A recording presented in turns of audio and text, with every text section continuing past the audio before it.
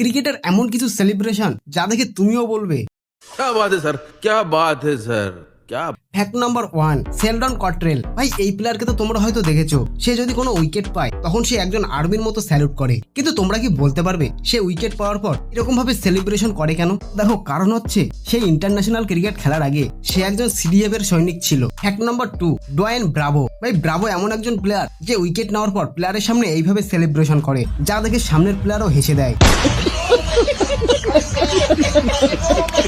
Fact number 3, Kesrick Williams. Boss West ইন্ডিজের এই player কোনো উইকেট পাওয়ার পর এইরকম ভাবে সেলিব্রেশন করতো, কিন্তু তার এইরকম সেলিব্রেশন তার জীবনে একরকম কাল হয়ে এসেছিল। 2017 সালে ইন্ডিয়ার ওয়েস্ট ইন্ডিজের একটা সিরিজের সময় কেসরিক উইলিয়াম বিরাট কোহলিকে আউট করার পর তাকে স্লেজিং করে এইরকম ভাবে সেলিব্রেশন করে, যেটা তখন বিরাট কোহলির একদম পছন্দই হয় না। কিন্তু এরপরে আবার তাদের দেখা হয় 2019 সালে একটা T20 ম্যাচে। তখন বিরাট কোহলি এই প্লেয়ারকে এমন মেরেছিল তাকে আর এর পর থেকে দেখাই যেত না।